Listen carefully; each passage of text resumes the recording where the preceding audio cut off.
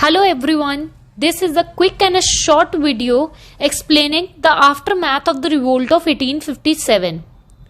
First, the British Parliament passed a new act in 1858 which transferred the powers of the East India Company to the British Crown. So a new act was passed in 1858 and according to that act all the powers of the East India Company transferred to the British Crown. A Secretary of State was made responsible for all the matters related to governance in India. Now there is a quick flow chart in order to explain. Secretary of State was given a Council of Ministers, and these Council of Ministers were responsible to advise him for all the matters related to governance in India. Basically, these Council of Ministers will help the Secretary of State in all the matters related to the governance in India.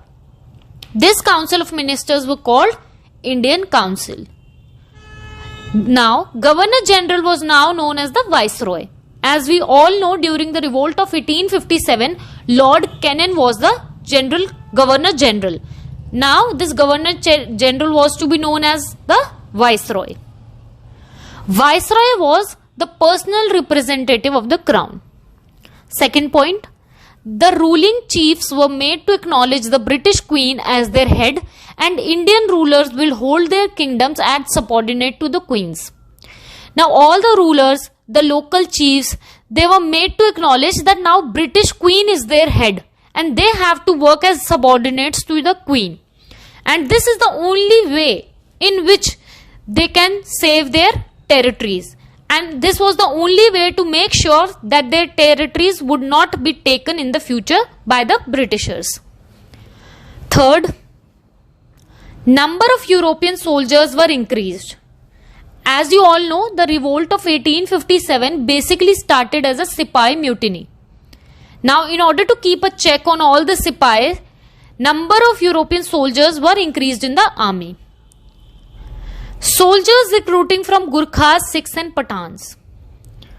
The land and property of Muslims were confiscated and they were treated with suspicion and hostility. Sixth point, policies were made to protect landlords and zamindars.